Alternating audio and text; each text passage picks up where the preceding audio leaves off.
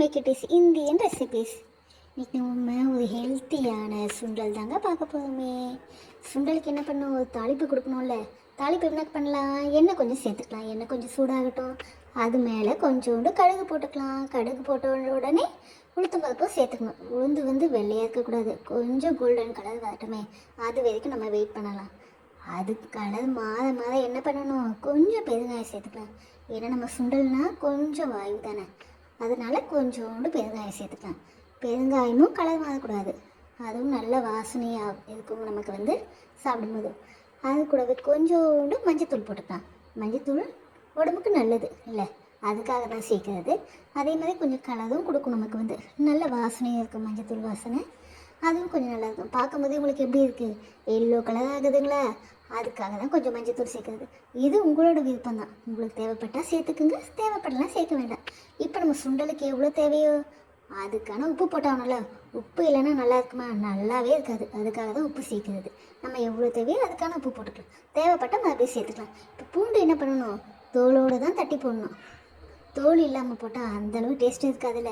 தோலோடு போட்டுருக்கோமா, நல்லா தட்டி அதை போட்டுட்டு பச்சை மிளகா ஆகுது காரத்துக்கு ஏற்ற மாதிரி ஒரு 4-5 எடுத்து அதை பொடியாக நறுக்கி அதுவும் இதோட சேர்த்து நல்லா வதக்கி எடுக்கணும். கலர் மட்டும் மாறக்கூடாது, பார்க்கும்போது கலர்ஃபுல்லாக இருக்கணும். நல்லா கோல்டன் கலர், ப்ரௌன் கலரில் இருக்கணும், க்ரீன் கலர்லேயே இருக்கணும். பச்சை மிளகா கொஞ்சம் கருவேப்பிலை போட்டுக்கலாம். கருவேப்பிலை இல்லைன்னா வாசனை இருக்காதுல்ல. தாளிப்புக்கு மெயினே கருவேப்பிலை தானேங்க, அதனால 2 கொத்து கருவேப்பிலை சேர்த்துக்கலாம். இதுவும் சேர்த்து நல்லா வதக்கி எடுத்துக்கலாம். இப்போ நம்ம மீடியம் ஃப்ளேமில் தான் வச்சுருக்கோமே. இந்த நல்லா வதக்கி எடுக்கணும். நான் என்ன பண்ணியிருக்கேன்னா, சுண்டலுக்கு 8 ஹவர், அதாவது நேற்று நைட்டு நான் சுண்டலுக்கு கொண்டக்கடலை வெள்ளை கருப்பு ரெண்டுமே நைட்டே அலசிட்டு ஊற வச்சுட்டேன். காலையில் செய்யும்போது நைட்டே ஊற வைக்கணும்ல, ஞாபகத்தில் வச்சுக்கணும்.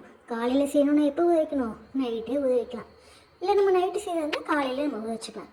இது ஊற வச்சுட்டு காலையில் நல்லா அலசி எடுத்துகிட்டு என்ன பண்ணணும், 4 விசில் கொடுத்து குக்கரில் வேக வச்சு எடுத்துக்கணும். நமக்கு கொண்டக்கடலை எப்படி எடுத்துக்கணும், முத்து முத்தாக இருக்கணும், குறையக்கூடாது. ஆனால் கையில் எடுத்து மசிச்சா அப்படி நல்லா மெத்துன்னு இருக்கணும். அப்படி நல்லா மசிஞ்சு இருக்குது பார்த்தீங்களா. இந்த மாதிரி இருக்கும்போது நம்ம ஏற்கனவே வதக்கி வச்சுருக்கோம்ல, அந்த வதக்கி வச்சுருக்க தலைமையிலேயே இந்த சுண்டல் என்ன பண்ணும், தண்ணி எதுவும் சேர்க்காம இது சுண்டலை மட்டும் நம்ம வடிகட்டி போட்டுக்கலாம். இந்த மாதிரி வடிகட்டி போடும்போது சுண்டல் நல்லாயிருக்கும், ரொம்ப நேரம் வரைக்கும் நல்லா டேஸ்ட்டாகவும் இருக்கும். அதுக்காக தான் நம்ம தண்ணி இல்லாமல் வடிகட்டி போடணும்னு சொல்கிறது விட நம்ம கொஞ்சம் கொஞ்சமாக எடுத்து எல்லாத்தையும் வடிகட்டி சேர்த்துட்டாங்க, நல்லா டேஸ்ட்டாக இருக்குமே.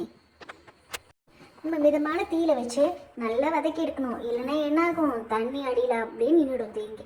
அதுக்காக மிதமான தீயில வச்சு நம்ம எல்லாத்தையும் வடிகட்டிட்டு கொஞ்சம் கரண்டியால் இந்த மாதிரி ஒரு திருப்பு அந்த மாதிரி பேரட்டி, இந்த மாதிரி பேரட்டி எடுக்கும்போது என்ன ஆகும், அந்த நம்ம தாளித்து வச்சுருக்கோம்ல அது எங்கே பார்த்தாலும் கலந்து வந்துடும். அப்போ தானே சுண்டல்னா நல்லா இருக்குமே பார்க்கும்போது. இல்லைனா செடி இருக்கும், அந்தளவுக்கு நல்லா இருக்குது. பார்த்தீங்களா, அந்த கலர்ஃபுல்லாக வருது பார்த்தீங்களா. நம்ம மிதமான தீயில வதக்கும் போது தான் கலர்ஃபுல்லாக இருக்கும் நமக்கு. அதுக்காக தான் நம்ம என்ன பண்ணணும், மீடியம் ஃப்ளேமில் வச்சே வதக்கி எடுத்துக்கலாம். அடியும் பிடிக்காது, கலரும் நல்லாயிருக்கும், டேஸ்ட்டும் அட்டகாசமாக இருக்கும். அதுக்காக தான் நம்ம இப்படி பண்ணுறது.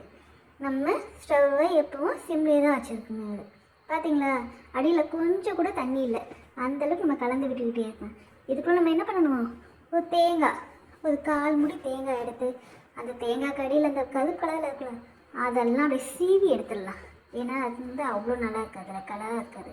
சீவி எடுத்துகிட்டு மிக்சியில் போட்டு நல்லா பொடி பண்ணி எடுத்துக்கலாம். தேங்காவை பூ மாதிரி இருக்கணும், அப்போ தானே எல்லா சுண்டல் மேலேயும் அதை போட்டு நல்லா கலக்க முடியும். அதுக்காக தானே இப்போ மிக்சியில் அரைச்சிட்டு வந்ததை என்ன பண்ணணும், அந்த சுண்டல் வதக்கி வச்சிருக்கோம்ல அது மேலே அப்படியே தூவி விட்டுக்கலாம்.